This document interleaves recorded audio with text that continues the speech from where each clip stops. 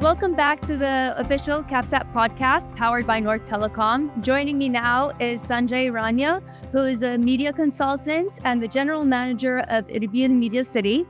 Welcome. Thank you. Pleasure having you. Thank you, Yamna. Thank you so much. So you actually you were moderating two mastermind chats. Yes, that's which true. seemed like very interesting topic. Yeah, they did, yeah. So why don't you tell our audience who don't know you a little bit about yourself and what you do and being Media City? Wow. So I've been in the field of media and entertainment for a good 27, 28 years now.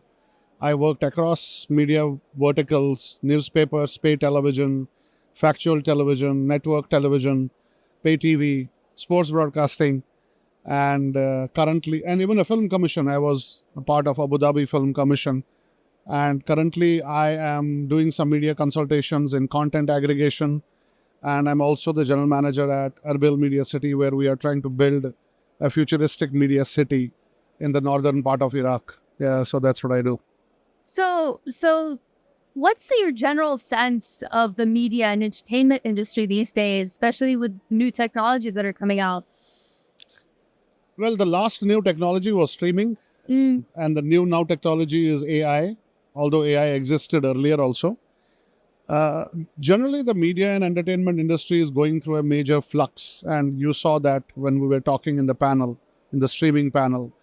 We had a normalized world in form of cable television, which we inherited from our parents probably. You paid a certain amount of money. You got certain amount of channels. You watched pay television. You watched sports. And everybody was kind of happy, bored a little bit. Not much discovery of content. And then technology took over, the tech sector took over, and streaming became far more popular and in demand and acceptable. And a whole lot of cable television, normal television started getting downsized. I won't use the word dead because there is still a lot of life left in it. Yeah. And it's all moved to streaming, which is good. Now, ultimately, it's all about content delivery, how content gets delivered to the end consumer. Clearly, the end consumer today who is younger girls, boys, aren't watching old-style television. The older ones like me are still watching old-style television and also doing streaming. But in all this melee, what has happened is that content has become far more expensive to produce, Secondly, profitability at both ends is affected, which raises big questions about the business future of the business, right? The business future of the business has to be driven by bottom lines. That is not happening. Yeah.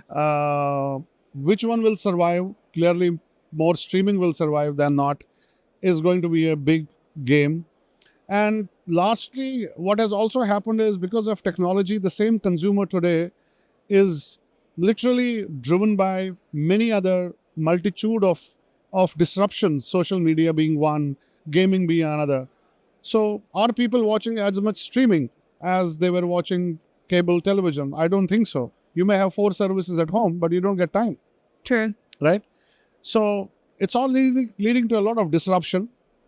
Something will succeed. I don't think anybody has a crystal ball and could gaze. Yeah. That, I only know this will work and that will not work. But things will survive. In the meanwhile, free television or free content is doing wonders. I mean, we know people are on YouTube and watching all sorts of stuff. YouTube today has become the number 2 network television in the world. Yeah. Yeah. They are the only one on streaming that are really, really making genuine profits. Yeah. Without a lot of content costs because it's user-generated content. Yeah. So that's what is happening in media and entertainment. Technology clearly is enjoying. AI is at the forefront. Suddenly it's the new demon in the room and everybody's like, what do I do with it? Yeah. AI is going to disrupt things like creative writing, screenplay writing, technology. It's going to disrupt graphics, dubbing, subtitling. It's going to disrupt. Yeah, it's already doing that. Yeah, exactly. So it's going to disrupt. It's already disrupting. A lot of people's jobs will be substituted by AI. And I'm not using the word taken away, substituted. Maybe they will find something else to help. So AI is in your bedroom and drawing room already. You can't escape it. Yeah. Yeah. And what about the theatrical business? I mean, I had a guest on here earlier from a theater of digital arts, and she was talking about having an immersive experience where technologies are being integrated in something like theater and arts and music and stuff like that. Listen, there is a consumer for everything in the world. Yeah? There's a consumer for everything in the world, but is that consumer giving you enough business at the end of the day? Yeah. Somebody on the panel said, "Oh, people want to interact with the stars on the show. They want to take a picture." Well, maybe 1 in 200 million. Yeah. So he is or she is a consumer. So immersive art, 3D, 4D, I don't know, 5D tomorrow, God knows. Yeah. It's all okay. You ultimately, the basis of business is it has to deliver enough consumer value, and it has to deliver hence enough economic value. Yeah. Otherwise, you can't be in business, right? Yeah, you can give it a gestation. I'll lead this business for 10 years, 12 years. I'll keep evolving. I'll find investors. But at the end of the 10th, 12th year, somebody is going to ask you, what is the bottom line? Where's the return of it? What is the return? Yeah. So in theater, if you go and do some immersive thing, boss, in theaters, you and I go to watch a movie. We want 3 hours or 3 hours if you are Indian, 2 hours if you are a non-Indian. Yeah. Because our films go on and on. We want 3 or 2 hours of unbridled fun, get into a fantasy world and not remember the world, right? Yeah. Normal world. If that is going to get disrupted, a lot of consumers will not like it. Yeah. Theaters are meant to consume content. That's it.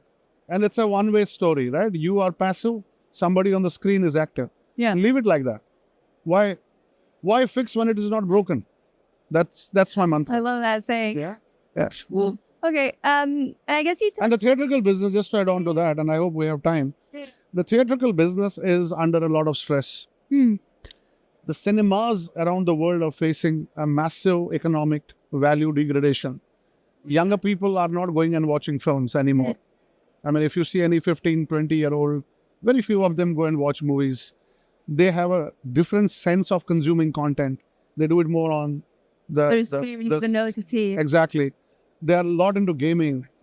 I was telling somebody that you have to see how many people are carrying their PS5s around, although it's a big machine. But that's good because that's their sense of consuming content. So theatrical business, if it does not find a substitute for me tomorrow, it's not a business viable. Yeah. You have to keep the seat warm in the theater for you to make money. And that's not happening.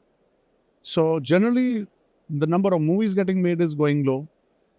The number of people, ticket-goer movies, admissions in theaters is falling. That business is under stress. But also, too, these days, I mean, I remember back in the day, to go watch a movie, it was like dirt cheap. Because it was cheap, it was a family experience. Yeah. But today, if in A cities you go, you burn $500, $400 for a family of 4. Yeah. Yeah.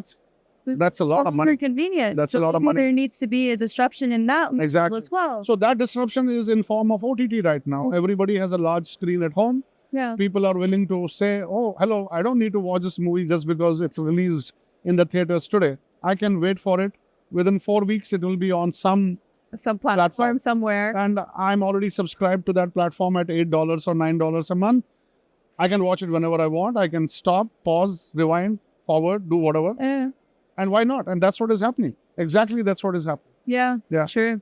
And do remember one more thing, Yamuna. Yeah. The younger audiences are, how should I say, they are very, very sharp when it comes to economic derivatives. They're very clear what they need to pay for.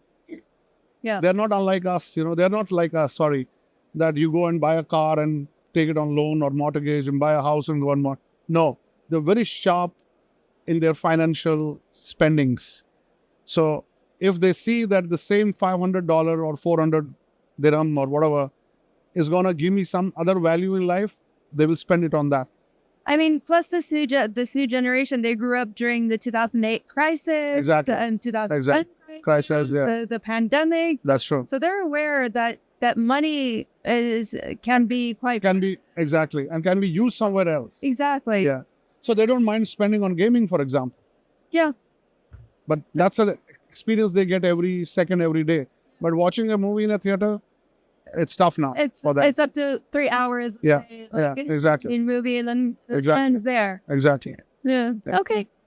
Great. Thank you so much for joining us. Thank you so much, Amna, It's for having me very over. interesting topic.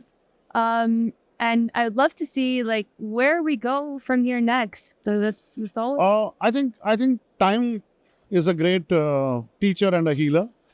And technology will settle down somewhere after disruptions. Yeah.